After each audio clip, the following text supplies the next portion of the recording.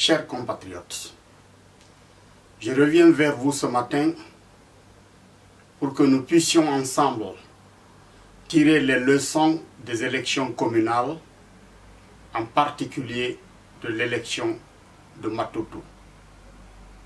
Parler du ballet diplomatique qui a conduit dans notre pays les anciens présidents français, M.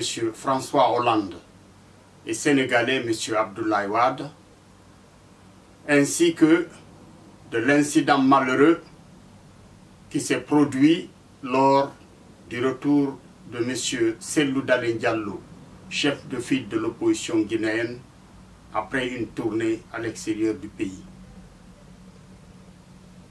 Alors, chers compatriotes, nous avons suivi ensemble le déroulement des élections communales, en particulier la mise en place du conseil communal de Matoto. Nous avons suivi ensemble le déroulement de l'élection du maire de Matoto le 15 décembre 2018. Une élection, comme nous l'avons déjà dit, qui s'est passée dans des conditions normales et qui a connu l'élection de M. Kalemoudou Yansane comme maire de la commune, avec une victoire de 23 points sur 45, laissant à son concurrent malheureux les 22 voix. Cette victoire a été constatée par les médias, par toutes les autorités chargées d'organiser les élections, par le monde entier qui a suivi la retransmission de cet événement par nos médias. Alors, nous avons ensemble suivi comment le pouvoir en place, par la personne du ministre de l'Intérieur, M. Bourama Condé, a décidé l'annulation de cette élection parce que, tenant à tout prix à ce que ce soit leur candidat qui soit élu maire. Alors, cette décision d'annuler les élections a fait l'objet d'une plainte déposée par l'UFDG auprès de la Cour suprême. La Cour suprême s'est désengagée en disant qu'elle n'était pas compétente et qu'il fallait se rendre plutôt, n'est-ce pas, au tribunal de première instance de Mafankou. Mais le procureur aurait mentionné, en passant, que monsieur le ministre de l'Intérieur, M. Bourama Condé, n'avait pas la compétence d'annuler une élection. Alors, cette mise en garde venait du pouvoir judiciaire. Mais comme on le constatera, le ministre de l'Intérieur, qui sait qu'il n'est pas dans un état de droit, qu'il sait qu'il jouit, n'est-ce pas, de ses prérogatives dans un régime de dictature, a ignoré la mise en garde de monsieur le procureur pour continuer sa sale besogne qui a conduit à l'organisation à la date qu'il a indiquée, n'est-ce pas, d'une deuxième élection. Cette fois-ci, bien entendu, une mascarade d'élection. Alors, ils se sont arrangés pour que cette élection se passe à l'insu des médias qui ont été interdits, n'est-ce pas, de participer. À l'insu, n'est-ce pas, de certains même des conseillers qui devaient être présents, pour lesquels des procurations ont été sciemment écrites. Alors, c'était sous haute sécurité, n'est-ce pas, avec une ceinture très forte des forces de l'ordre, que cette élection, ou cette mascarade d'élection, s'est déroulée à huis clos. Et c'est le nouveau maire élu, le faux maire, Mamadou Tos Camara, qui aurait proclamé lui-même sa victoire, entouré des policiers qui assuraient sa sécurité. L'UFDG a préféré ne pas prendre part à cette mascarade électorale en considérant que la vraie élection avait eu lieu déjà le 15 décembre et que le maire élu était M. Kalemoudou Yansane. Alors, l'UFDG s'est contenté, n'est-ce pas, de porter plainte. Et malheureusement, cette plainte n'a servi à rien. Parce que, encore une fois, la justice dans notre pays est endoctrinée par le pouvoir en place. Alors, quelle leçon nous tirons de cette mascarade électorale? C'est que, premièrement, la dictature a confirmé sa présence en Guinée. Le pouvoir en place a dit de façon claire aux militants des partis en concurrence, à l'ensemble des citoyens guinéens, au monde entier, qu'en Guinée, c'est la dictature qui marche. Et c'est pour des leaders comme M. Alpha Condé que Montesquieu avait décidé, n'est-ce pas, que le pouvoir devrait arrêter le pouvoir. C'est ce qui a donné lieu à la mise en place des institutions républicaines pour qu'il y ait un contrepoids. C'est ce qui a conduit à la séparation des pouvoirs. C'est pour ça que nous devons rendre à la justice toute son autorité pour qu'elle puisse agir de façon indépendante. Mais dans un régime de dictature comme celui de M. Alpha Condé, bien entendu, la justice n'a pas son mot à dire. Alors, quelle autre leçon pouvons-nous tirer?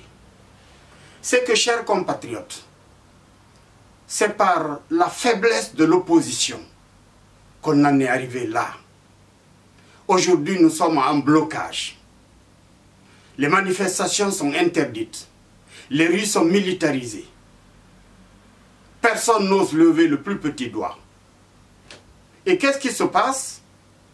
C'est que des leaders politiques qui se disent être des leaders d'opposition se sont permis de cautionner cette mascarade électorale. Se sont permis de cautionner alors cette dictature. Certains d'entre eux ont envoyé leurs conseillers alors qu'ils avaient témoigné le déroulement des élections le 15 décembre. Des élections qui s'étaient passées dans des conditions normales. Ils ont pu envoyer leurs conseillers pour soutenir le RPG Arc-en-Ciel dans cette mascarade électorale. Ce sont alors des leaders qui se disent des leaders d'opposition, qui soutiennent l'arbitraire, qui soutiennent la dictature. Ces leaders ne méritent pas de porter le nom de leader d'opposition. Il ferait mieux d'ôter leur casquette et leur veste d'opposants pour rentrer encore une fois dans le placard de M. Alpha Condé. Parce qu'aujourd'hui, maintenant que l'opposition est au pied du mur, si l'UFDG a fini par se retrouver au pied du mur, c'est que chaque fois qu'il y a eu une consultation électorale, chaque fois qu'il y a eu un clash entre l'opposition et le pouvoir, des leaders qui se disent des leaders d'opposition se sont écartés et ont laissé le pouvoir en face de l'UFDG. Et l'UFDG, malheureusement, a reculé. Et chaque fois que l'UFDG a reculé, le pouvoir en place a occupé l'espace libéré par l'UFDG. Aujourd'hui, l'UFDG, qui est le seul parti d'opposition sur le terrain, qui se bat pour le changement démocratique, même si ce parti qui a des militants, de braves militants, des militants qui ont le mérite, des militants qui ont la dignité de défendre le droit et la liberté dans notre pays. Même si les efforts de ces militants ne sont pas couronnés de succès, parce que quelque part à la phase finale, il y a quelque chose qui flanche. Ce parti, l'UFDG, est aujourd'hui le seul parti qui se bat contre le pouvoir en place. Alors, c'est maintenant que les autres opposants devraient comprendre que se donner la main pour chasser ce pouvoir de destruction ne revient pas à donner le pouvoir à Cellou Dalein Diallo sur un plateau d'or. Mais ça permet de nettoyer le terrain politique, d'écarter la dictature, de faire en sorte que la concurrence soit libre, que des élections puissent être organisées de façon libre et transparente. Après, les alliances vont se nouer, comme le souhaitent les leaders. Des élections vont être organisées de façon libre et transparente. De cette manière-là, nous pourrons amorcer, n'est-ce pas, le développement de notre pays, parce qu'on aura fait notre pas dans un état de droit, dans un état démocratique. Malheureusement, ça n'a pas été le cas. Et au lieu que ce soit aujourd'hui le moment où tous les leaders se donnent la main pour barrer le passage à M. Alpha Condé, qui tient de façon acharnée à son 3e mandat, c'est maintenant que ces autres leaders se retrouvent pour former une soi-disant coalition qu'ils appellent code. Je ne sais pas quel est leur code pour prendre le pouvoir en Guinée. Je suis plutôt convaincu que ces leaders ne cherchent pas le changement en Guinée. Ces leaders ne cherchent pas à se débarrasser de ce régime corrompu. Ces leaders n'ont aucune préoccupation de changer la vie du Guinéen, de rendre service enfin à ce peuple, d'essuyer les larmes de ce peuple. Ces leaders sont des marchands qui cherchent des positions, qui pensent que le 3e mandat est assuré, qui cherchent à se rapprocher du pouvoir, qui cherchent à monter les enchères en se regroupant pour dire à Alpha qu'il pèse quelque chose pour poser leurs conditions. Mais ils échoueront systématiquement. Parce que, chers compatriotes, les vrais leaders de ce pays, ceux qui vont changer ce pays, ceux qui vont permettre à ce pays de voir l'ère de la démocratie, l'ère de la liberté, ceux qui vont permettre à ce pays de reconquérir sa liberté, ces leaders n'ont pas fait leur entrée sur le terrain politique, mais ils sont en route. Ces leaders sont en route. J'espère que le peuple de Guinée devra être fatigué de voir ces mêmes visages, ces mêmes politiciens, depuis une trentaine d'années. Ces politiciens qui occupent piteusement la scène politique en Guinée.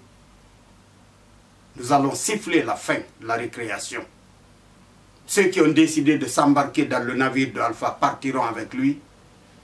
Ceux qui restent indécis et qui se demandent encore ce qu'il faut faire resteront terrés chez eux. Nous allons occuper le terrain politique et faire marcher la démocratie. Quand je demande aux forces de maintien d'ordre et aux forces de défense de soutenir le peuple de Guinée pour le libérer de ses prédateurs, je veux simplement demander à l'armée, à la police, à la gendarmerie de rester des institutions républicaines, de laisser le peuple de Guinée en découdre avec ce pouvoir. Si jusqu'à présent on tergiverse, c'est que les leaders n'ont pas été honnêtes. Ils n'ont pas mobilisé leurs militants pour les sortir et contester contre l'abus de pouvoir. S'il l'avait fait une seule fois, Alpha aurait plié ses clics et ses claques avec son équipe et ils auraient foutu le camp de notre pays. Lorsque le peuple de Guinée s'est levé contre le général Lansana Conté, qui était un général d'armée, un combattant intègre qui a fait ses preuves sur tous les champs de bataille à travers le monde, lorsque le peuple s'est levé, le message a été transmis au président de la République et il l'a compris et il a plié. Alors, chers compatriotes, je voudrais passer au second sujet, relatif, n'est-ce pas, au ballet diplomatique qui a conduit ces derniers temps les anciens présidents français, M. François Hollande, et sénégalais, M. Abdoulaye Wade. Je commence par saluer l'arrivée de M. François Hollande, parce que je reste persuadé que cet homme d'État, qui a dirigé la France pendant un mandat, qui a renoncé à se présenter pour un deuxième mandat en 2016, en considérant qu'il n'avait pas atteint ses objectifs tels qu'il le souhaitait, en considérant que le contexte n'était pas favorable, qui a donc refusé de se présenter pour un second mandat, contre l'attente de tous ceux qui le supportaient. Je suis persuadé que cet homme d'État est venu en Guinée pour dire à monsieur le professeur qu'après 10 ans d'un pouvoir chaotique, le temps est venu pour qu'il libère le plancher. Après 10 ans de chaos politique, économique, social, après 10 ans de destruction du tissu social en Guinée, après 10 ans de pillage systématique des deniers publics, après 10 ans de vente sauvage de nos ressources minières, pour attraper des sommes folles qu'ils ont sorties de notre pays pour l'essentiel, l'heure n'est pas à la modification de la Constitution, l'heure est au passage du témoin. Je suis certain que M. François Hollande, que je salue, est venu transmettre ce message à M. Alpha Condé. Quant à M. Abdoulaye Wade, la Guinée est une terre d'accueil, particulièrement à nos frères, particulièrement à nos voisins. M. Abdoulaye Wade, après 12 ans ou une dizaine d'années de pouvoir au Sénégal, a passé le témoin à M. Macky Sall sans heurts, lorsqu'il s'est senti battu aux élections, ce qui était louable. Mais voilà que ces derniers temps, M. Abdoulaye Wade, à l'âge de 92 ans, a pris la décision de pousser ses militants à brûler les urnes au Sénégal pour empêcher les élections présidentielles prévues le 24 février 2019. Parce que simplement, la justice sénégalaise aurait jugé et condamné son fils Karim Wade, ce qui empêchait ce dernier d'être candidat à ces élections. Alors, j'espère que la visite de M. Abdoulaye Wade en Guinée devrait porter sur peut-être 2 questions. Soit c'est le professeur qui l'a appelé pour lui demander de ne pas aller jusque-là, ce qui m'étonnerait. Ou alors c'est M. Abdoulaye Wade qui est venu faire une leçon de démocratie à son frère et compagnon, le professeur Alpha Condé, pour lui dire, je le souhaite de tout mon cœur, que le 3e mandat dans le contexte actuel n'est pas une solution. Alors, M. Alpha Condé aurait tout à gagner, plutôt, à aller voir M. Macky Sall pour lui demander comment il a pu, en l'espace d'un mandat de 7 ans, mettre en place toutes les réalisations qui font briller aujourd'hui le Sénégal. Un aéroport flambant neuf, des cités qui sortent de terre, un métrobus, un train express, plus de 1400 km de routes bitumées, avec des axes un peu partout dans le pays, avec des ponts un peu partout, y compris le pont qui relie le Sénégal à la Gambie, avec de l'électricité 24 heures sur 24, avec 4 centrales solaires. Sur le plan de l'agriculture, pour ne citer que l'arachide, Monsieur Macky Sall est parti d'une capacité de production de 450 000 tonnes quand il prenait le pouvoir. en 2012 à 1 250 000 tonnes aujourd'hui. Alors, M. Alpha Condé devrait mieux chercher à s'inspirer, n'est-ce pas, de la bonne gouvernance de M. Macky Sall. Ou alors, il devrait plutôt aller voir son homologue, M. Nana Akufo-Addo, le président du Ghana, pour lui demander comment il a pu ficeler avec les Chinois la construction de raffineries d'alumine et de fonderies d'aluminium au Ghana. Comment le Ghana a-t-il pu se fixer comme objectif aujourd'hui de se libérer du Fonds monétaire international, Ghana Beyond Aid, le Ghana au-delà de l'aide? Ou alors il devrait plutôt se rendre au Rwanda pour demander à M. Paul Kagame comment il a pu faire le miracle rwandais. Il y a tellement d'exemples. Mais pour ne pas abuser de votre patience, je me limiterai là. Alors, qu'est-ce qui s'est passé d'autre? C'est qu'il y a eu un incident malheureux lors de l'arrivée de M. Cellou Dalein Diallo, chef de file de l'opposition, après une tournée, n'est-ce pas, à l'étranger. Les forces de l'ordre ont fait une intervention musclée pour dégager le cortège et le véhicule de M. Cellou Dalein Diallo pour dérouler le tapis rouge à leur invité, l'ancien président M. Abdoulaye Wade. Je voudrais dire et rappeler à M. Alpha Condé